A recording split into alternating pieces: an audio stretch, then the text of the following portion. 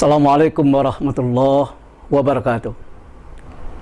Alhamdulillahilladzi an'ama alaina bi ni'matil iman wal islam. Ahmaduhu subhanahu yad'u ila daris salam. Asyhadu an la ilaha illallah wahdahu la syarika lah, dzul jalali wal ikram. Wa asyhadu anna Muhammadan abduhu wa rasuluhu sayyidul anam. Amma ba'du. Qala Allah ta'ala fil Qur'anil Karim.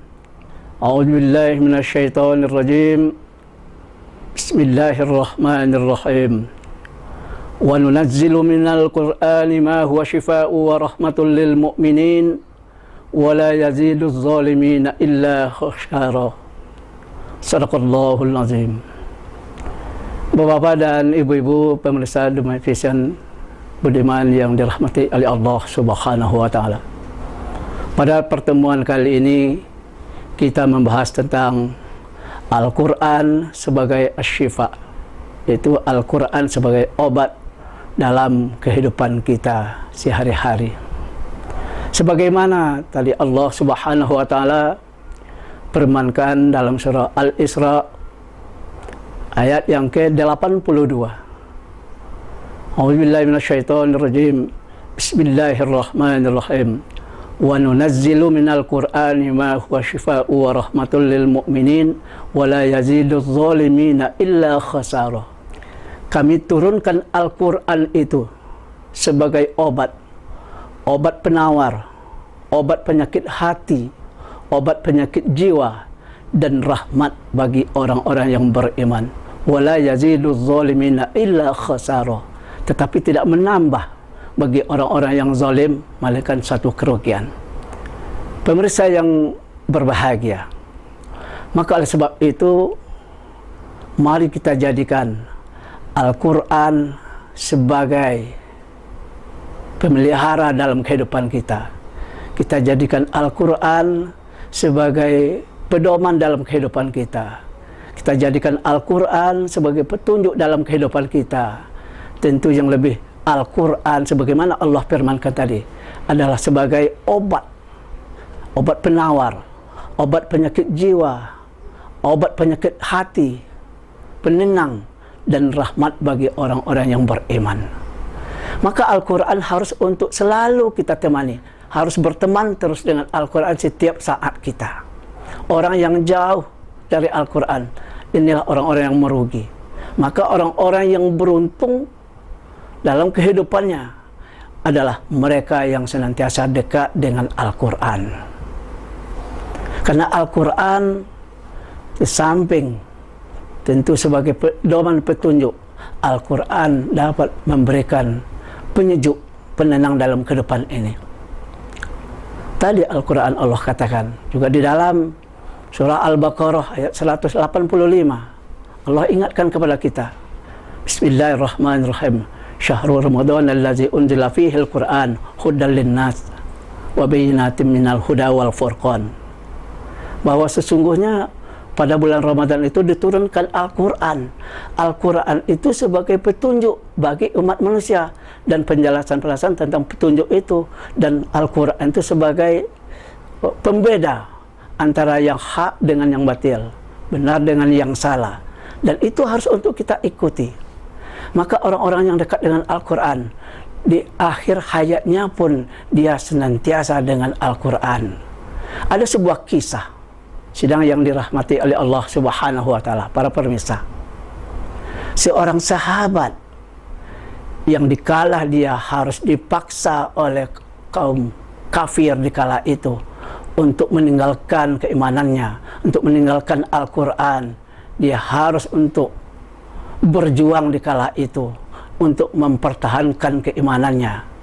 Di saat orang-orang kafir mendesak dia untuk keluar dari Islam, keluar untuk meninggalkan Al-Quran, apa yang terjadi saat itu?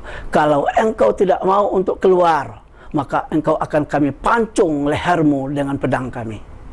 Maka seorang sahabat pemuda ini dengan kokoh keimanannya, dikala dia dipaksa, dia tetap untuk tegar, untuk menegakkan dinul Islam, Al-Quran, bahwa sesungguhnya dia itu adalah satu-satunya untuk sebagai pedoman dalam kehidupan ini. Dan di saat dia dipaksa, dia tetap untuk menegakkan satu kebenaran. Di skala itu langsung dia dipancung lehernya. Maka itu yang terjadi sidang yang dirahmati oleh Allah Subhanahu wa taala. Dikala lehernya sudah terpancung oleh pedang yang begitu tajamnya, pada waktu kepalanya sudah bergulung-gulung berada di tanah, dia masih bisa membaca dengan Al-Quran. Ya ayyuhan nafsul mutmainnah irji'i ila rabbiki radiyatan mardiyah fadkhuli fi ibadi fadkhuli jannati. Di situ keluar, wahai jiwa yang tenang, kembalilah kepada Tuhanmu dengan jiwa yang redha dan diredai. Masuklah ke dalam golongan hamba-hambaku dan masuklah ke dalam surgaku. Jelas di saat itu sudah berpisah badan, kepala dengan badannya masih mampu untuk membaca Al-Quran. Di situ nampaknya bahwa Allah Subhanahu wa taala memberikan perlindungan kepada orang-orang yang dekat dengan Al-Quran, memberikan petunjuk hidayah kepada orang-orang yang dekat dengan Al-Quran, dan di akhir hayatnya husnul khotimah. Pemirsa yang dirahmati oleh Allah Subhanahu wa taala. Kemudian ada kisah nyata juga yang berada di Indonesia ini.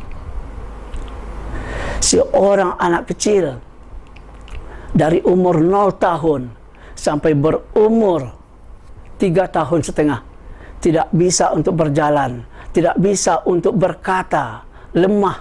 Tapi di saat itu orang tuanya dengan tenang, dengan sabar memeliharanya, menyantuninya, dengan senantiasa membacakan Al-Quran di telinganya. Di kala itu dari umur 0 tahun, dari bayi sampai umur 3,5 tahun.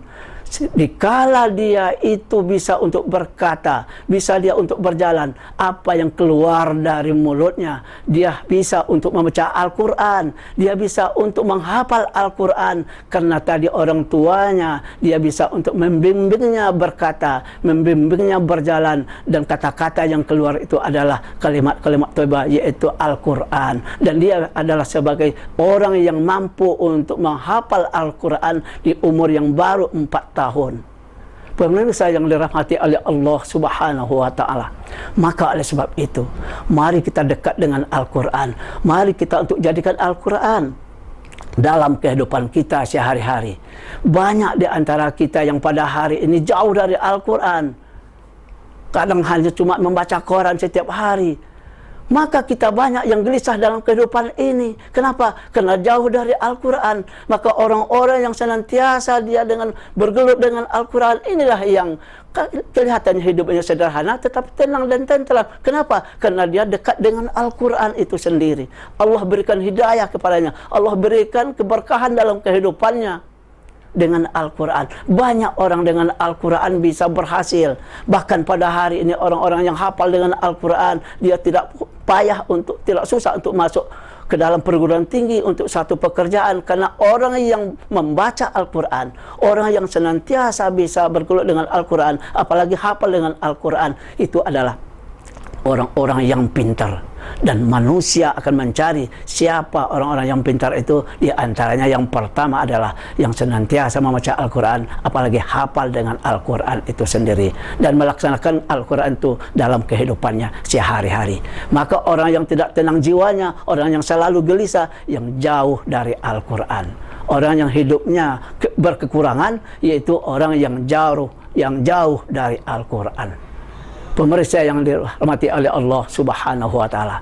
Yang ketiga, ada sebuah kisah yang berada di kota Dumai ini juga.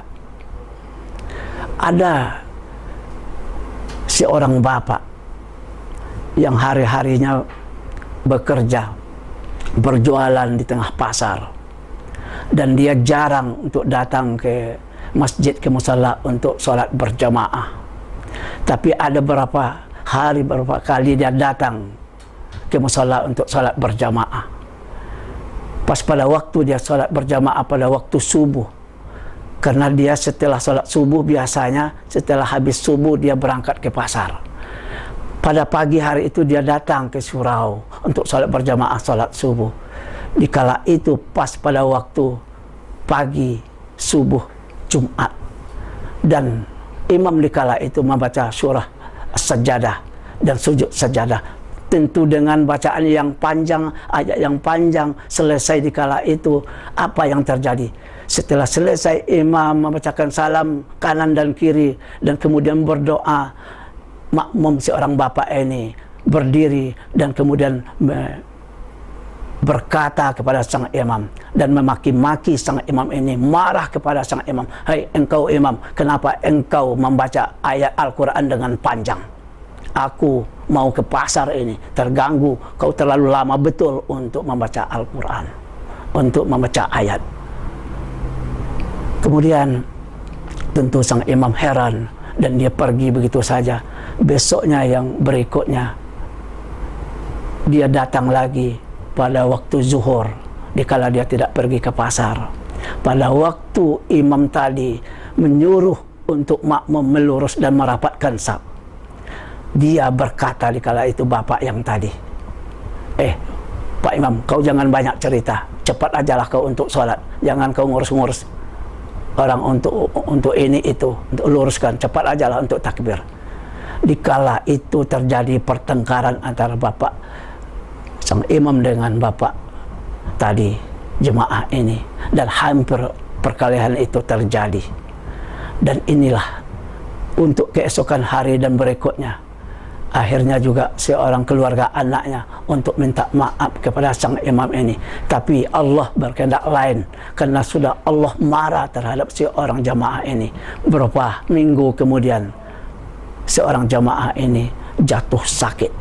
Sakitnya itu dirawat di rumah sakit, dan kemudian selama 2 minggu tidak bisa untuk buang air besar, tidak bisa untuk buang air kecil, dan tidak bisa untuk kentut.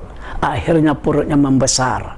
Pada waktu sakaratul maut begitu payahnya, dan setelah dia meninggal, dibawa ke rumah menjelang untuk dimandikan dan dikafani, dan berikutnya itu keluar dari mulutnya, karena begitu besar perutnya, keluar angin, keluar bermacam-macam kotoran begitu yang busuk, karena tadinya tertahan selama lebih 2 minggu. Dan ini apa? Bahwa sesungguhnya Allah telah menghukum seorang yang dia tadi marah untuk membacakan Al-Quran yang begitu panjang. Maka oleh sebab itu, sidang pemirsa yang dirahmati oleh Allah Subhanahu wa Ta'ala, mari kita untuk kembali dekat dengan Al-Quran. Jangan jauh dari Al-Quran, apalagi kalau kita sempat untuk marah apabila orang membaca Al-Quran, maka Allah akan menghukum kita. Insya Allah kita dalam kehidupan ini akan senantiasa mendapatkan rahmat, maghfirah, keberkahan dari Allah Subhanahu wa Ta'ala. Dan mari kita senantiasa membawa, mengajak diri kita, anak kita, keluarga kita untuk dekat dan membaca Al-Quran sebagai pedoman dalam kehidupan kita, dan insya Allah dapat menenangkan jiwa kita. Insya Allah inilah dalam kehidupan kita Allah akan senantiasa memberikan keberkahan yang baik dan menjadikan keluarga kita pribadi yang islami, yang beriman kepada Allah, dan keluarga sakinah mawaddah warahmah. Demikian ungkapan uraian kita pada kesempatan yang singkat ini. Mudah-mudahan bermanfaat bagi kita semua. Fa'tabiru ya bil absar la'allakum tuflihun. Assalamualaikum warahmatullahi wabarakatuh.